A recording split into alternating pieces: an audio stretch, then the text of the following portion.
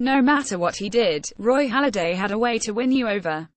Use a baseball lifer from Passaic. Doc's sinker was magic on a Monday night.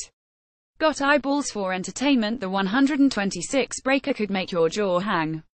Even the mouth breathers, the out-of-town Giants who didn't give a lick for the fills, could still sit a few substops for the show. Doc was appointment television in Philadelphia, just like he was in Toronto before that. Just like he was anywhere. Most folks can appreciate a job joyfully and thoroughly done. That is one of the tenets of sports, the doctrine we abide by through loss of splendor. It wasn't just that beautiful, traditional form, tucking every inch of his body into itself just to unleash a fireball to the plate. It wasn't only the Darth Vader stare, the inscrutable mask and dominance displayed through countless complete contests. It's that he embodied all of us from his first day to his last, carrying a workman's load that never appeared unforgiving. It only took one inning for you to understand why you were there when Doc was pitching, either falling over yourself in the bank or hanging on every Tom McCarthy syllable from your couch or car. Philly fans knew what Halladay possessed in Toronto for 10 years. We didn't just love him because he was ours. We loved him because we were lucky, not only to have him in our city, but to be around him, to bear witness and watch history happen weekly.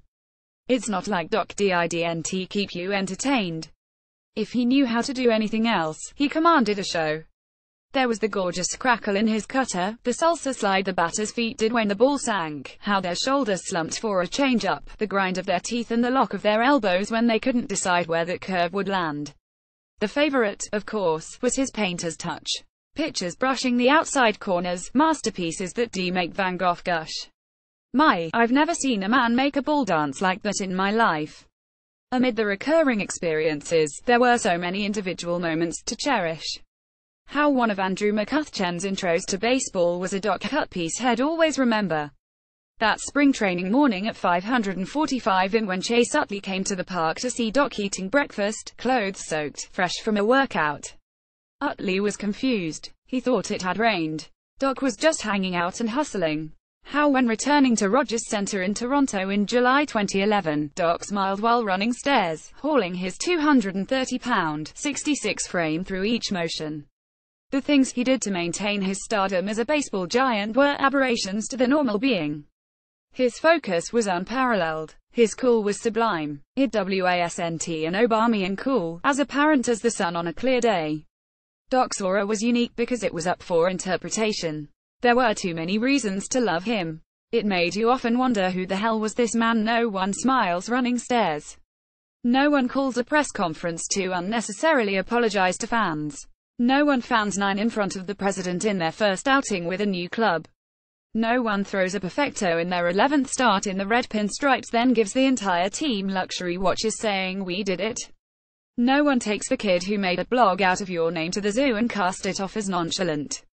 No one makes a postseason debut by flashing a nono for the national audience. Really, no one was Roy Halladay.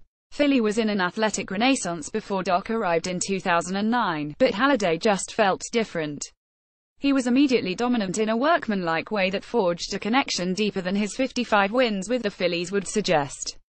The thing is, Philly had seen success and special pitchers before. We had Cole Hamels and Cliff Lee and even a glimpse of Pedro Martinez. Our older siblings saw premium Curt Schilling and parents witnessed Jim Bunning and Steve Carlton. Yet in an era of baseball dominance rivaling Andy Reid's early Eagles and Allen Iverson's Sixers, none of us expected to be zooming down Broad Street one night in 2008. We didn't think we'd be in another World Series a year later. We never expected Halladay to arrive after that. At all. We didn't think someone like Halladay would come somewhere like here. But when he chose us, he became a part of us, both our torchbearer and our baseball role model, the ace of aces. In retirement, he shared his personal joys. He loved to fly. He opened a Twitter account with so many dad jokes Tim Kaine kept notes. If he was robotic and focused during the game, he was affable and transparent out of it. During his years coaching his son, Ryan, the travel ball teens didn't even know he played in the majors, something Doc found funny while they scoured the web on smartphones for his nono in the NLDS against the Reds.